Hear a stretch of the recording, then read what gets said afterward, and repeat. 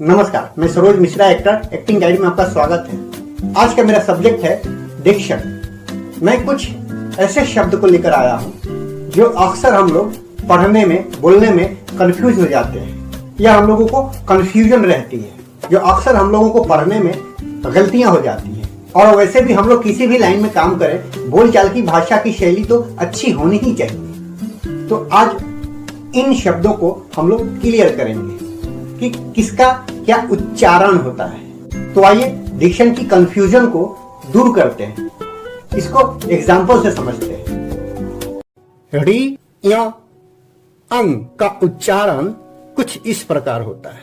जैसे कई लोग इस री को री बोलते हैं, कई लोग रू बोलते हैं। अलग अलग क्षेत्रीय भाषा में इसका अलग अलग तरीके से उच्चारण करते हैं, लेकिन इसका सही उच्चारण इस प्रकार होगा।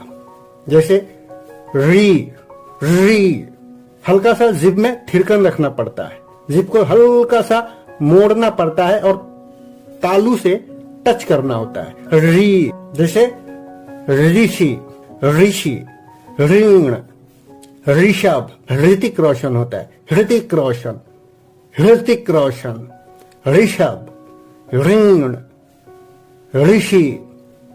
क्लियर? ऋषि, ऋण, ऋषभ। अब इस य और अंग को समझते हैं। हालांकि य का, अंग का चर्चा मैं पहले की भी वीडियो में कर चुका हूं, फिर भी दोबारा चर्चा करने का मेरा मेन मोटिव ये है, जैसे शब्दों के ऊपर चंद्र बिंदु के रूप में इस य को लिखते हैं, लेकिन कभी कभी ये चंद्र बिंदु यानी य आधा अनुस्वार न का भी प्रयोग किया जाता है, यानी आधा न का भी यूज किया जाता है। जैसे चांद, तो इस पे हमने चंद्र बिंदु लिखा है, इस पे हमने चंद्र बिंदु दिया है, यानी इस य को दिया है। लेकिन हम कभी कभी इस चंद्र बिंदु को न लगाकर इस आधा न, यानी इस चंद्र बिंदु को आधा न के रूप में भी प्रयोग किया जाता है। जैसे चांद और आधा न और द, चांद, यानी ये जो आधा न लिखा है हमने, ये चंद्र बिंदु है, यानी ये चंद्र बिंदु आधा न के रूप में यहां यूज किया गया है। क्लियर? ये य चंद्र बिंदु के रूप में जो है, ये आधा न के भी रूप में हम लोग प्रयोग करते हैं। जैसे चांद, ये चांद।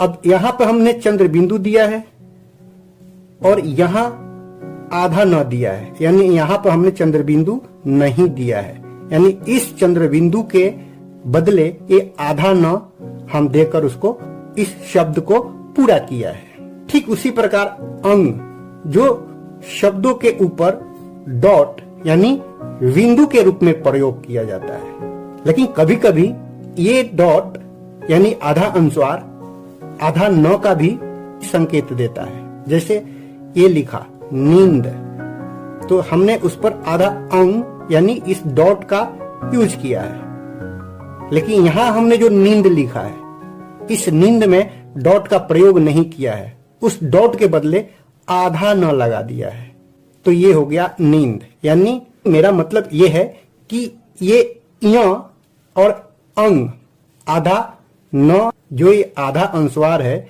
आधा न के रूप में भी प्रयोग किया जाता है। ये अंग जो शब्दों के ऊपर डॉट के रूप में दिया गया है, इस डॉट को आधा अनुस्वार यानी आधा न के रूप में भी प्रयोग किया जाता है। क्लियर? चांद, चांद, इस पे चंद्र बिंदु है, अगर हमने इस पर चंद्र बिंदु नहीं लगाया तो ये उसके बदले आधा न लगा दिया। ठीक उसी प्रकार नींद, इस पे डॉट लगा दिया, इस नींद में डॉट नहीं लगाया है, यानी इस डॉट के बदले, इस बिंदु के बदले आधा न का प्रयोग किया है। मेरे कहने का मतलब यह है कि इस य को, इस अंग को आधा न के रूप में भी प्रयोग किया जाता है।